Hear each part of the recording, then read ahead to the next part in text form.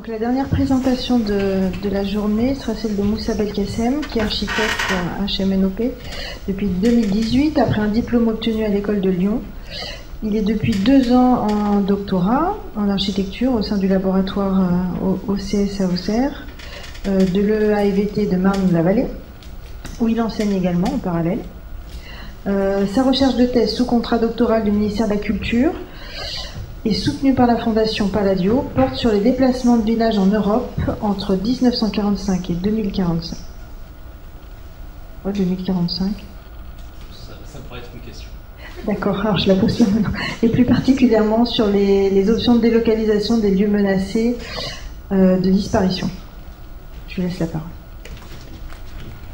Alors, bonjour, vous m'entendez bien? C'est bon là, si je parle comme ça. Alors avant tout, merci beaucoup pour l'organisation de ce colloque et cette invitation. Alors ça va être un petit peu particulier par rapport aux précédentes présentations parce que le sujet du cimetière n'est pas directement mon sujet de recherche. Mon sujet de recherche a imposé la question du cimetière comme étant une question clé. Je vais y venir. Donc la réflexion que je vous propose aujourd'hui porte sur les déplacements de cimetières induits par la construction d'infrastructures énergétiques. Mais elle s'inscrit dans une recherche plus large qui porte sur les déplacements de villages induits par des grands chantiers de l'énergie en Europe. C'est le sujet de la thèse donc, que je mène depuis 1 an et demi à l'OCS. Précisément, j'étudie des situations où un village est détruit intentionnellement pour permettre le déploiement d'une infrastructure énergétique, un barrage ou une mine de lignite. Et dans le même temps, un nouveau village est construit ailleurs pour accueillir les communautés déracinées. Je vais vous donner quelques exemples pour que vous y voyez peut-être un petit peu plus clair. Premier exemple, à Luz, si j'utilise la souris, on la voit. Je vais décrire. Premier exemple à Luz, au Portugal, dans les années 2000, le village que vous voyez, donc, hop, pardon. Donc en rouge, c'est la localisation de l'ancien village. Et ah oui, super, merci. Voilà. Donc en rouge, on a la localisation de l'ancien village qui a dû être détruit donc intentionnellement pour faire place au lac qui s'est constitué après la construction du barrage d'Alcueva. Et dans le même temps, un nouveau village, c'est le point bleu, a été reconstruit plus loin pour accueillir la population déracinée. Donc ici, vous avez le plan redessiné de l'ancien village et le plan redessiné du nouveau village, donc là où vit la population actuellement. Une photo de l'ancien village et une photo du nouveau village. Donc vous comprenez que ces situations, elles posent de nombreuses questions quant à l'identité du lieu, qu'est-ce qu'un village, voilà, la question de la mémoire collective, qu'est-ce qui fait communauté, etc., etc. Ces situations, elles ont été provoquées très souvent par la construction de barrages, mais elles ont également été très souvent provoquées par les exploitations de lignites, donc ces grandes mines à ciel ouvert qu'on trouve surtout en Allemagne.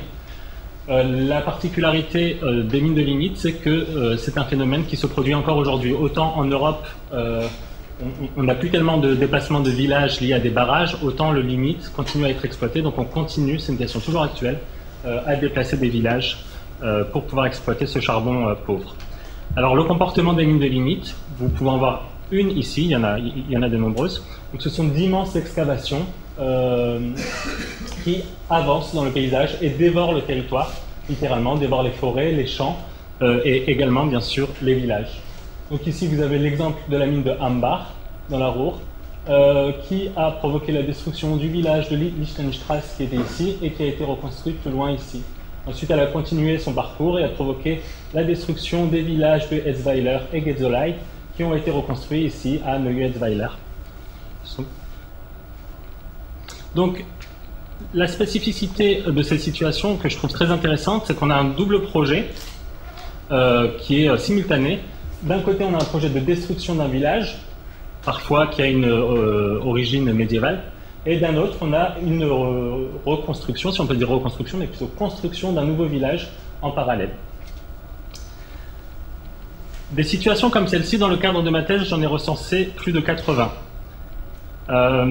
Cela fait évidemment un corpus qui est très important, mais aussi très intéressant pour étudier la question de l'attachement des communautés au lieu. Et j'observe dans chacun de ces cas que la question du devenir du cimetière pose particulièrement problème, beaucoup plus que n'importe quel autre lieu ou bâtiment. Tout semble pouvoir se déplacer, sauf le cimetière, et en même temps, c'est le seul lieu que les communautés ne se résignent jamais à abandonner aux eaux du lac ou aux machines de la mine. Dans quelle mesure le déplacement de cimetière constitue-t-il le point fondateur des déplacements de village? C'est la question à laquelle je vais essayer de répondre dans cette présentation. En quoi cela nous renseigne sur le lien entre cimetière et village, et plus profondément sur le lien entre mort et sédentarité? Bon, c'est une question à laquelle je ne pourrais pas répondre évidemment, mais je vais essayer d'apporter des éléments de réponse.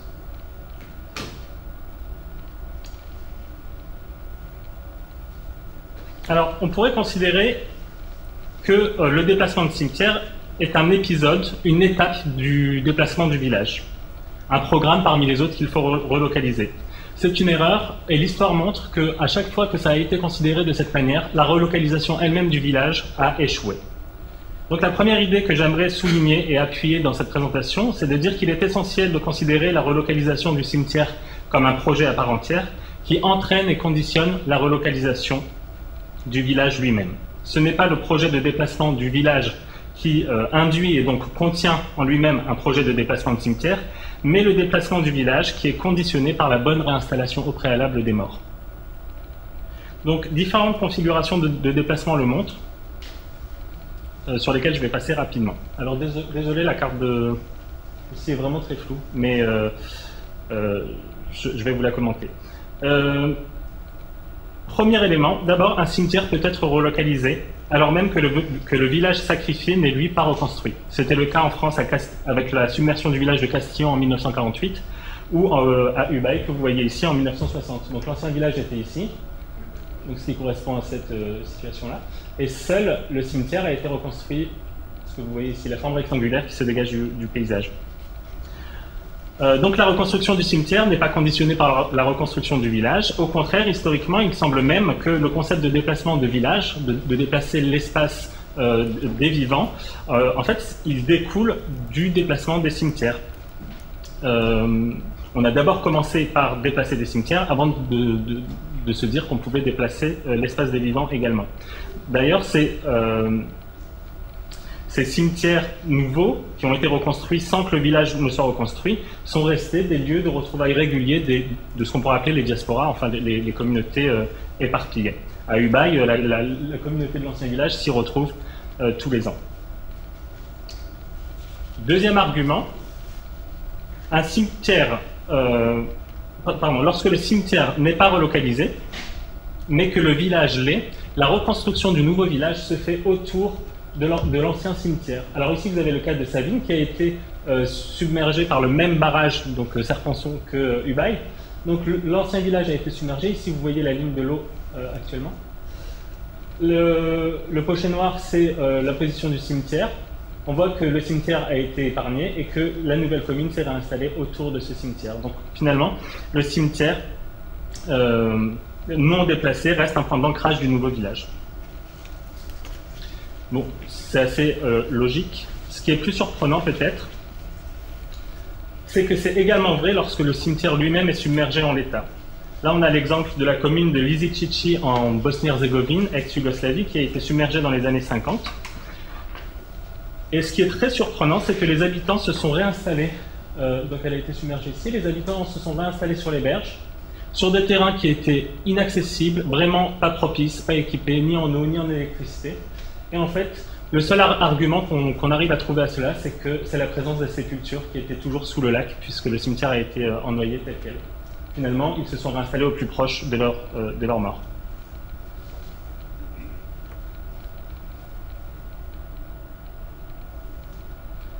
Autre configuration, lorsque le cimetière est noyé et qu'il y a bel et bien un projet de reconstruction du village, c'est une configuration assez étrange de noyer le cimetière alors même qu'on a anticipé et reconstruit un village ailleurs, eh bien, on observe que le village reconstruit peine à obtenir l'adhésion de la population, qui évidemment n'arrive pas à dépasser l'idée qu'on ait submergé le cimetière tel quel. Donc là, l'exemple que je vous montre, c'est l'exemple de Riagno, qui a été submergé en 1987, et l'urgence du déplacement a fait qu'on a noyé le cimetière tel quel. C'est un traumatisme qui est toujours vivace pour la population, puisqu'en 2017, lors de la sec du lac, les habitants sont venus déposer des fleurs, je ne sais pas si vous les voyez ici, à l'endroit où ils pensaient retrouver l'ancien cimetière. Finalement, cet exemple montre que les habitants ne font jamais le deuil du village ou des lieux si le cimetière lui-même n'est pas déplacé. D'ailleurs, si le nouveau Riagno a bien été construit, il n'y a quasiment aucun habitant qui est allé y vivre. De manière générale, l'impréparation du déplacement du cimetière joue un rôle majeur dans l'échec de la réinstallation groupée de la population. Alors ça, c'est l'exemple sûrement le plus connu en France, à Tignes, qui a été submergé en 1952 sous les eaux du barrage du Chevril. Le déplacement du cimetière a été effectué au dernier moment sous le contrôle des CRS. Ça s'est révélé être un acte traumatisant pour la population. Quand je dis au dernier moment, vous voyez que ici c'est une photo donc du déplacement des cercueils. Ça a été fait le 20 mars 1952. Il faut savoir que le barrage du Chevril a été fermé le 17 mars, donc 3 jours avant. L'eau commençait déjà à monter lorsqu'ils étaient en train de déplacer les tombes. Donc un nouveau cimetière a bien été reconstruit sur les hauteurs, au Boisse, avec quelques autres bâtiments, une église qui a été reconstruite à l'identique. J'aurais pu en parler aussi dans le cadre de la sacralité. Mais ce projet n'a jamais pris. Les habitants ne sont jamais allés vivre là-bas. Et un des arguments peut être la très mauvaise gestion du déplacement du cimetière qui aurait dû être bien mieux anticipé. Malheureusement, des récits d'exhumation dans l'urgence qui traduisent un manque d'anticipation sont très nombreux et se poursuivent même plus récemment, notamment en Espagne. Je me devais aussi de citer ce cas d'Aceredo qui a été récemment très médiatisé puisqu'il est réapparu exceptionnellement, il a refait surface exceptionnellement en début d'année. Sa submersion en 1992 avait été précipitée par de fortes pluies et encore une fois dans ce cas les exhumations avaient dû se faire en pleine crue. Alors tous ces cas sont des échecs de relocalisation à la fois du cimetière et du village. D'une part, on peut dire que les mauvaises pratiques de relocalisation du cimetière annoncent évidemment un échec de la relocalisation du village. Comment est-ce qu'on pourrait relocaliser un village entier si on n'arrive pas à relocaliser un cimetière? Mais au-delà de ça, je pense qu'elle le précipite, puisque sans projet de déplacement des morts, la population ne peut envisager un projet de déplacement des vivants. Alors, cette idée s'illustre particulièrement et de manière assez spectaculaire dans le cas de Loos, dont je vous ai parlé au début, au Portugal. Dans ce cas, le déplacement à la fois du cimetière et du village a été anticipé, des architectes s'en sont chargés, il y a eu projet dans les deux cas, et il s'est passé quelque chose d'assez extraordinaire. Évidemment, vous le comprenez, la population a plutôt tendance à résister à cette idée de devoir déménager, et dans le cas de Loos, à partir du moment où les morts ont été transférés, il n'y a eu plus aucune résistance et les habitants ont accepté de partir. D'une part, une fois que le déménagement des morts avait été effectué, les habitants ne voyaient plus de raison de rester dans leur village. Et d'autre part, les habitants ne souhaitaient pas laisser les morts trop longtemps seuls dans le nouveau village tout juste construit. Donc finalement, le déménagement des morts a entraîné le déménagement des vivants. Je trouve ça très intéressant parce que ça veut dire que pendant la courte période durant laquelle les deux villages cohabitent, c'est-à-dire que l'ancien n'est pas encore détruit et le nouveau est déjà construit, c'est la localisation des morts qui va définir lequel des deux villages est le village vivant. Autrement dit, c'est le transfert des morts qui signe la mort de l'ancien village, et ça n'est pas sa destruction. S'il fallait choisir une date, c'est bien la date du transfert des morts. Finalement, si le déplacement du cimetière est a priori un sujet de tension, de résistance et de conflit pour la population, c'est parce qu'il est l'événement qui acte la dimension irrémédiable du déplacement. Une fois que les morts ont été déplacés, on ne peut plus revenir en arrière.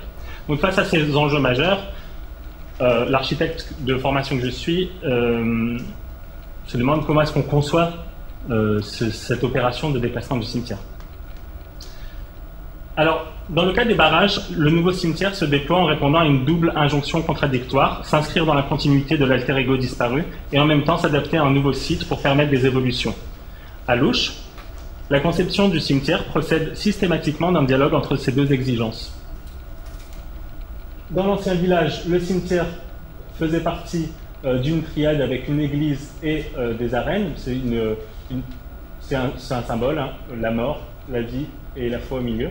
Et dans le nouveau village, on voit qu'il a été reconstruit au sein d'une triade similaire. On a même l'église qui a été reconstruite quasiment à l'identique. Simplement, l'arène a été remplacée par un musée.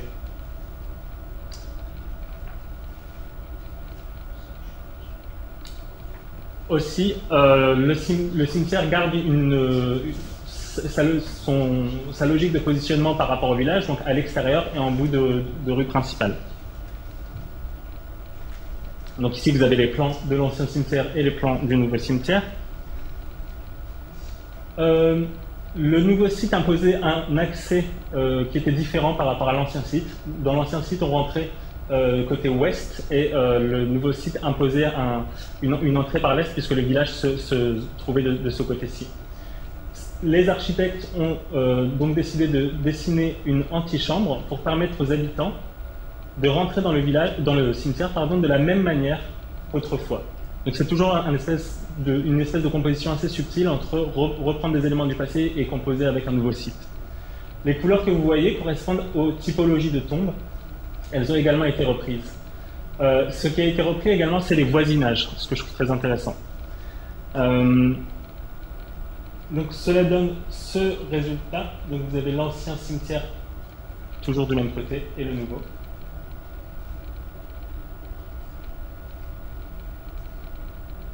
Enfin, il y a un travail plus général sur l'expression de l'épaisseur du sol qui a été fait par les architectes pour permettre de bien enraciner ce nouveau cimetière, ce cimetière déraciné. Donc à Louche, cet enracinement il se fait par une composition subtile qui allie mimétisme et adaptation à un contexte nouveau, mais également expression du rapport au sol. Il y a d'autres manières de faire. À Tiurana, donc, il y a un petit village espagnol qui a vécu la même chose en même temps que Louche au Portugal, fin des années 90. Le village lui-même s'est raccroché à un sanctuaire, c'était un ermitage, une église isolée, qui du coup, dans le nouveau village, devient l'église centrale du village.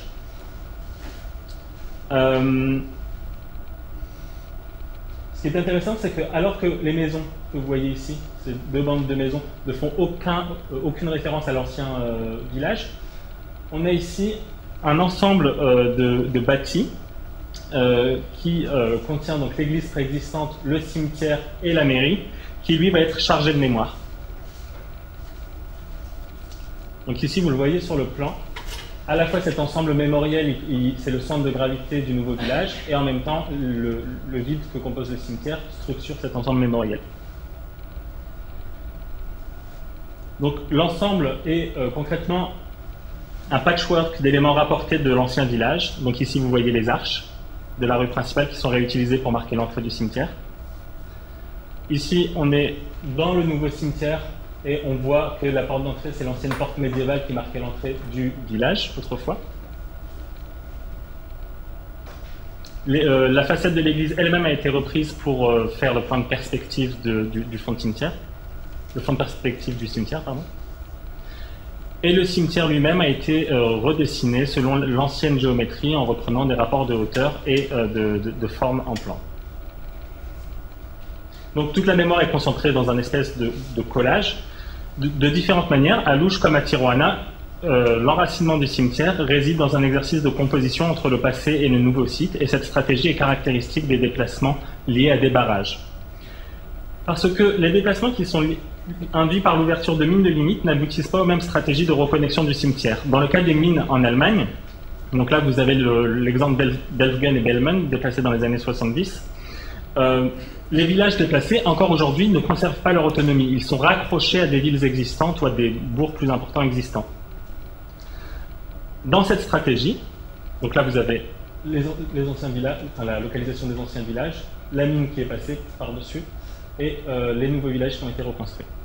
Et dans cette stratégie d'agrégation, le cimetière, vous le voyez sur le plan ici du nouveau village, le cimetière est un élément d'accroche à la commune. Donc ici on a le cimetière existant de la commune d'accueil qui vient s'agrandir pour accueillir les morts de la population déracinée et ça permet de venir connecter ces deux communautés.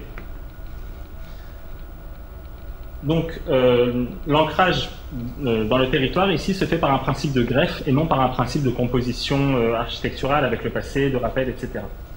L'avantage de cette stratégie, c'est que le nouveau cimetière bénéficie de l'ancienneté et de l'enracinement de celui auquel il est greffé, les arbres qui sont déjà présents, la stratification historique, les tombes ne sont pas toutes de la même période, la matérialité, le fonctionnement, etc. etc. Parce qu'en fait, l'une des grandes problématiques de ces déplacements de village, c'est que le nouveau cimetière exprime souvent un rapport au temps bien moins important que celui qui disparaît et ça accentue le sentiment de déracinement. On détruit un cimetière parfois qui a une base médiévale pour se retrouver avec un cimetière moderne, normé, que les habitants considèrent vite comme aseptisé, parfois même sans arbres. Et autant pour ce qui concerne les maisons, cela peut passer, on peut accepter de passer d'une vieille ferme à une maison pavillonnaire, pourquoi pas. Ça peut être perçu comme un progrès pour les habitants, autant pour les cimetières, c'est jamais le cas, ça n'est jamais perçu comme un progrès. Donc il y a une question de temps qui est très importante dans ces opérations de relocalisation des cimetières. Le projet de déplacement du cimetière doit s'inscrire aussi dans le temps. Dans le cadre des opérations minières, toujours en Allemagne, le déplacement du cimetière s'étale dans le temps. À partir du moment où le nouveau cimetière est construit, les inhumations y ont lieu et sont impossibles dans l'ancien. Les réinhumations ont lieu au printemps et à l'automne sur une période d'environ 2 semaines pendant plusieurs années. Donc ça, c'est une procédure qui est toujours la même pour les villages déplacés en Allemagne. On a donc un transfert très lent du cimetière. À mesure que l'ancien cimetière se vide, le nouveau se remplit. Là, je vais vous l'illustrer avec 3 cas que j'ai visités en même temps en mars. Et vous verrez toujours l'ancien cimetière ici et le nouveau. Et ce qui est intéressant, c'est que ces 3 villages sont dans des états d'avancement de leur relocalisation différents. Donc vous allez pouvoir voir cette évolution. Ici, on a une relocalisation qui est très peu avancée. L'ancien cimetière est déjà un peu abandonné, mais le nouveau a encore beaucoup de place et il n'a pas vraiment de végétation. Voilà, on sent que c'est encore tôt. Autre cas, donc Mannheim, où le processus est mieux avancé, on voit que le nouveau cimetière a des arbres qui sont un peu plus installés, et l'ancien cimetière est plus qu'abandonné finalement, c'est presque un parc avec 2-3 tombes qui subsistent.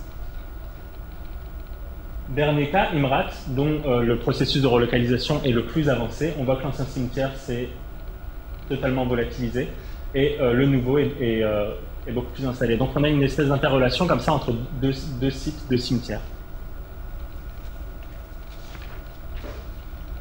Finalement, la disparition de l'ancien cimetière, elle est lente et progressive en Allemagne, mais à la fin, comme vous le voyez à Imrat, les mines ne laissent fatalement aucune ruine, ni même aucune trace, puisque la terre elle-même est déplacée. A l'inverse, dans le cadre de la construction des barrages, le déplacement du cimetière, qu'ils soient anticipés ou non, est effectué en une seule fois après un dernier office. Cette procédure est violente et fait du déplacement du village du déplacement du cimetière, un événement situé dans le temps qui a une date. Et cela crée un rapport à la mémoire très différent. Autre différence, les cimetières sont souvent bâchés pour être transférés, donc une fois que les opérations commencent, on n'y a plus jamais accès. Une autre différence importante qui est relative à la ruine, contrairement aux mines, les barrages, eux, peuvent laisser des ruines. Donc ici on a l'exemple de Feigen, dont le village a été submergé dans les années 60. L'ancien cimetière a été transformé récemment en à la fois une œuvre de land art, et puis c'est assez difficile à qualifier, c'est un observatoire, une œuvre de land art, c'est un parc minéral, c'est un très beau projet. Autre exemple de ruines qui peuvent être laissées, le village de Domenio qui a totalement été rasé, seul le cimetière n'a pas été rasé, et donc ça crée un repère dans le paysage qui permet de se rappeler qu'avant il y avait un village ici. Dernier exemple, les ruines du site de l'ancien cimetière de Buron, qui a été évidemment transféré et submergé, et puis le niveau du lac a finalement baissé, et maintenant cette ruine est toujours visible. Là, on la regarde depuis d'ailleurs le nouveau cimetière, ce qui crée une relation assez étonnante de 2 cimetières. Ici, vous avez le mur du nouveau cimetière, le mur de l'ancien cimetière. Donc cette situation assez étonnante de 2 cimetières qui partagent un même paysage. Donc finalement, le type d'infrastructure énergétique amène une culture différente du rapport à la destruction et au temps, brutal et générateur de ruines pour ce qui concerne les barrages, progressif et annihilateur pour ce qui concerne les mines. Jusqu'à présent, j'ai surtout parlé de ce que les déplacements de village nous ont dit du cimetière. Je vais me pencher très rapidement sur ce que le cimetière nous enseigne du déplacement de village. Lors d'un déplacement de village, le village lui-même fait l'expérience de la mort, vous l'aurez compris. Ce qui nous invite à penser le projet de déplacement de village non pas uniquement comme un projet de relocalisation et de reconstruction, mais également comme un projet de deuil de l'ancien village. D'abord, au sein même des cimetières se trouvent régulièrement des monuments à la mémoire des anciens villages. Ceux-ci indiquent la plupart du temps l'ossuaire ayant reçu les restes non réclamés lors du déplacement. Il s'agit, dans ce cas, au sens propre, d'une tombe de l'ancien village. Néanmoins, ce vocabulaire de la stèle peut également être utilisé pour un monument situé sur la place communale du nouveau village. Dès lors, l'expression funéraire sort du cimetière. Plus surprenant, le parallèle peut être fait entre le cimetière et le nouveau village lui-même qui constitue une forme de sépulture de l'ancien. Au même titre que les tombes, les nouveaux villages sont des reproductions idéalisées, on en parlait, des anciens villages, dont la matérialisation d'ailleurs succède à la mort des anciens villages. Ces nouveaux villages ne peuvent apparaître que si les anciens disparaissent. De la même manière d'ailleurs, donc c'est ce que je voulais vous montrer, de la même manière que les habitants choisissent leur emplacement au cimetière, ils choisissent leur emplacement dans le nouveau village. Ce que vous voyez ici, c'est le plan du nouveau Keienberg, affiché sur l'église de l'ancien Keienberg, et les habitants doivent venir consulter ce plan pour savoir quelles parcelles ils peuvent prendre. Donc cela engage les mêmes enjeux de représentation et de rapport aux autres que dans le cimetière, et cela s'observe particulièrement, c'est l'image que je vous montrais, en Allemagne, où les décorations paysagères des tombes et des frontages de nouvelles maisons, deux espaces de représentation sociale, sont dessinés de la même manière.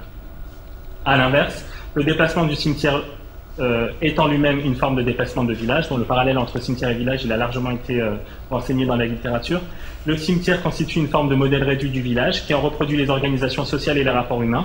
De fait, le déplacement de ce modèle réduit introduit une dimension anticipatrice du déplacement du village lui-même.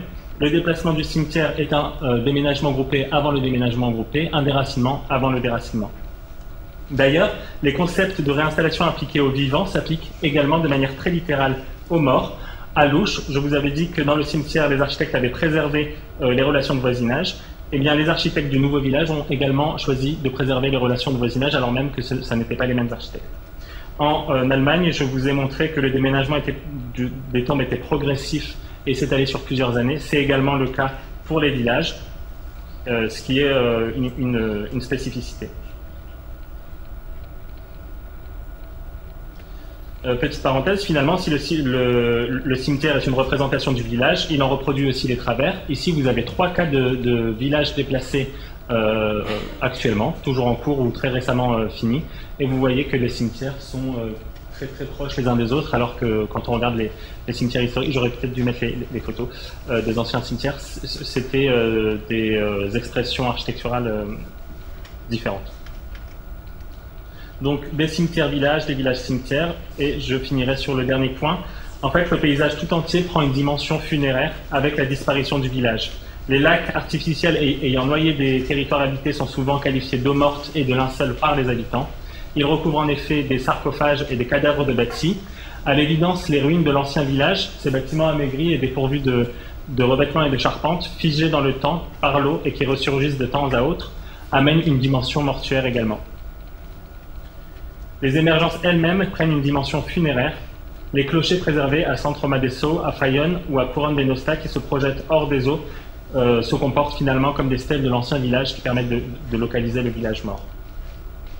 Du côté des mines, la métaphore paysagère mortuaire n'est pas moindre. Les périls eux-mêmes donnent l'impression d'être des tertres funéraires des anciens villages recouverts par la mine. Parfois, comme à Deutzen en Allemagne, ils sont surmontés d'une croix dressée au milieu de la forêt pour marquer l'emplacement de l'église, ce qui est un dispositif quand même qui évoque beaucoup les dispositifs funéraires. Finalement, à partir du moment où le village meurt, la dimension funéraire s'empare de toutes les échelles du territoire. Alors, pour conclure, je voulais vous dire que ces cas nous invitent, je pense, à se saisir à nouveau de l'architecture funéraire, bien sûr, pour deux raisons. Mieux concevoir les paysages de la mort et mieux concevoir la mort de certains paysages. Sur le premier point, je pense que c'est évident, les relocalisations de cimetières donnent à voir de manière spectaculaire les bouleversements qu'ont subis ces espaces à travers le temps, notamment les cimetières dans des contextes ruraux. Le basculement brutal d'un cimetière ancien à un cimetière nouveau qui doit respecter de nouvelles normes, de nouveaux fonctionnements, met en lumière ce décalage. Les cimetières relocalisés prennent des allures de cimetières nouveaux et perdent en expression du temps et en profondeur pour devenir des étendues planes, normées, standardisées, terrain de jeu des décorateurs de tombes. Et sur le second point, mieux concevoir la mort de certains paysages. À une époque où certains territoires subissent des bouleversements inédits et inéluctables dans une certaine mesure, nous devons réapprendre à mettre en espace le deuil, sans chercher à l'ignorer, le recouvrir au plus vite, le réparer, l'éviter, sans chercher nécessairement à agir, faire simplement le deuil de certains espaces. Merci.